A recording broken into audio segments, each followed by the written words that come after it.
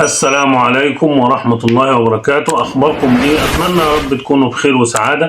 كل عام وأنتم طيبين بمناسبة إن رمضان إن شاء الله على الأبواب، يعني فاضل أيام على رمضان.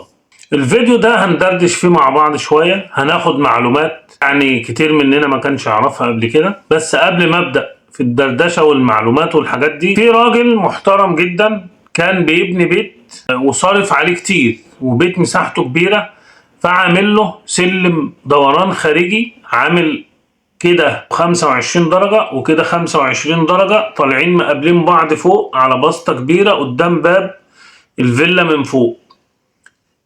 سلم مروحة، وطول الدرجة متر وسبعين سنتي، فيعني صارف عليها جامد، مصاريف جامدة، وعامل خرسانة وعامل حديد كمان، وبعدين فك الحديد عشان يركب بعد درج السلم. اتصل بيا المقاول اللي شغال عنده علشان اروح اعمل الشغل، رحت. المهم الاسعار بتاعتي ما عجبتهمش او ما عجبتش المقاول. هو لو على صاحب الفيلا كان مقتنع وهيعمل بالاسعار دي، بس عنده راجل مقاول، هو راجل محترم برضه، بس مشكلته ان هو في اعتقاده انه هيعمل كل حاجة بنفسه، وهيوفر كتير جدا، ومش محتاج غير لصنايعي بس يركب. وبالفعل راح خد المقاسات بنفسه وراح جاب الدرج. طبعا درج المروحة مش بسهولة ان هو يجيبه، هو خد مقاسات طول ومقاسات الخرسانة كده، من هنا مثلا 50 ومن هنا 30، وراح جابها.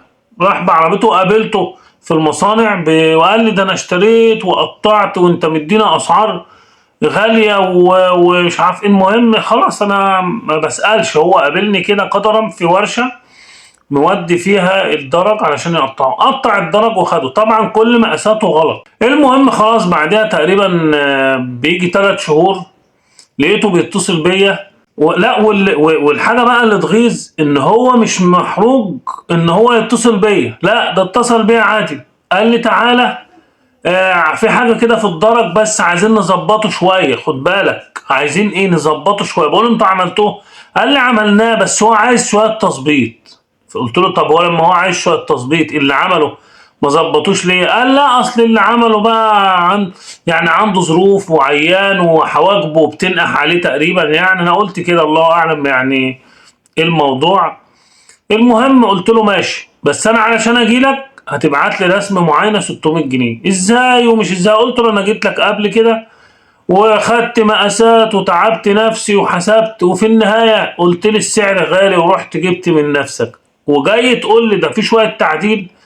هاجي لك تبعت لي رسم معين. المهم حاول ان هو يخليني اروح يعني بدون رسم معين. انا ما رضيتش، انا ما بروحش لحد حاليا، ما بروحش، ما بخرجش من البيت اروح لحد اخد منه مقاسات او عربون بدون ما اخد رسم معين او بدون ما اخد عربون على فودافون كاش، طالما هو ضامن ان انا هشتغل له وخلاص وبيأكد 100% انت هتشتغل لي. هو قاعد يقول لي ده انت اللي هتعمل يا عم ما انت قبل كده جبت واحد. المهم بعت رسم معاينة فعلا، رحت واخد العربية ورايح واخد معايا واحد شغال معايا صنايعي. اتفاجئت بقى بالمنظر اللي انا هوريه لكم دلوقتي، اللي هم بقى يعني انا عايزكم انتوا ايه يعني كل واحد يكتب كومنت تحت الفيديو ده، يعني الراجل بقى اللي عمل الشغل ده. لذلك انا مسمي الفيديو ده يعني اخر ما توصل اليه العلم الحديث في تركيب درج السلم. انتوا هتشوفوا تركيب هتستفيدوا منه افادة وتتعلموا منه حاجات. بصراحة يعني انا شايف ان اللي مش هيستفيد من الفيديو ده يعني فاتوا نص عمره. يلا نتابع بقى الفيديو مع بعض. ادي اول القصيدة، الراجل رادم فوق الخرسانة يجي 70 سنتي ولا 60 سنتي، يعني شوف حاطط كام طوبة ما بين الخرسانة وما بين الدرج الرخام. دي أول حاجة بقى وأجمل حاجة بصراحة عجبتني جدا. يعني خط بارليف ده بالظبط زي خط بارليف. عايز الراجل الله يرحمه السادات يجيب الفكرة بتاع مضخات المية دي عشان يهده. دي أول حاجة عملها. وعلى فكرة بسبب التقل ده الخرسانة اتكسرت من فوق، من نهاية الدور الخرسانة اتشرخت. بس أنا ما خدتش بالي بيها علشان اصورها. ده انا وانا ماشي بقى من عندهم بعد ما قعدنا بقى نتكلم، وبرضه ما عجبهمش ان انا افك الدرج واصلحه. قعدوا يقولوا لي طب انت هتعمل ازاي؟ طب انت هتعمل ايه؟ الراجل عايز ياخد مني الفكره اللي انا هشتغل بيها، علشان برضه يجيب واحد تاني ب 200 300 جنيه في اليوم يوميه ويشغله. يا عم انت مالك، انا هعمل ايه؟ انت مش عايزني اركب لك على الخرسانه؟ انا هشيله خالص وهعدله. يقول لي طب بس قول لي هتعمل ايه قبل ما تشتغل. طب انا اقول لك ليه؟ انا هعمل لك يا سيدي، اعمل لك 5 6 درجات 10 درجات، لو ما كانوش مظبوطين خلاص افكهم وامشي ومش هاخد فلوس. مصمم يقول لي هتعمل ايه.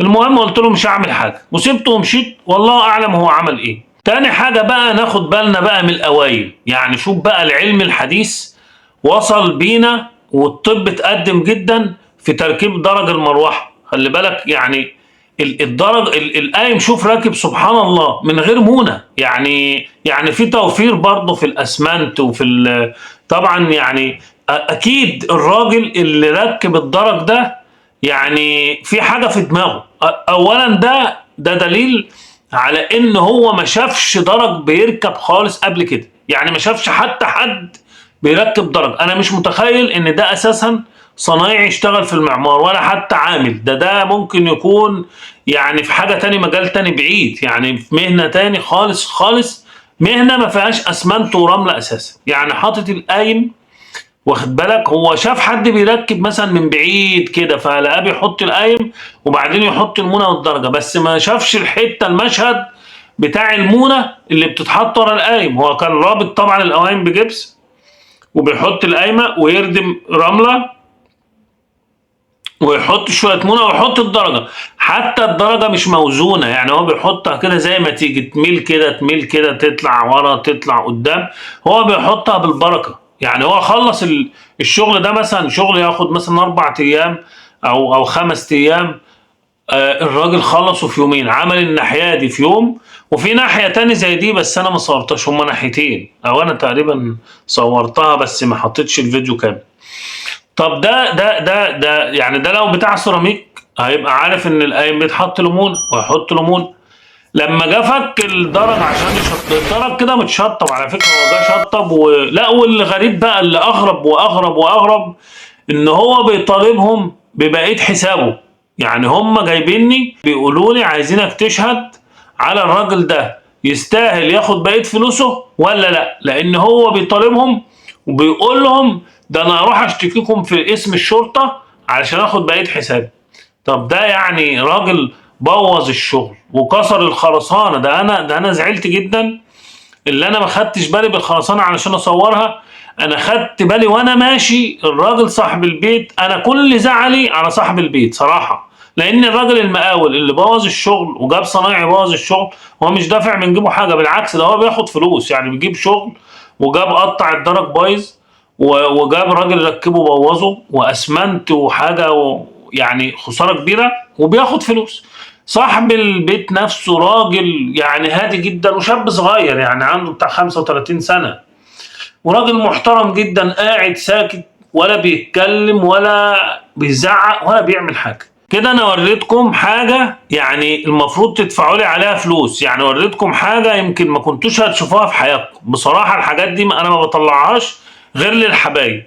طيب الموضوع بقى اللي انا كنت بقول لكم في الاول هندردش فيه، ممكن برضه اقوله باختصار او اعمله في فيديو تاني. انا هتكلم فيه شوية، ولو احتجتوا فيديو تاني كامل عن اللي انا هقوله ده اكتبوا لي في التعليقات.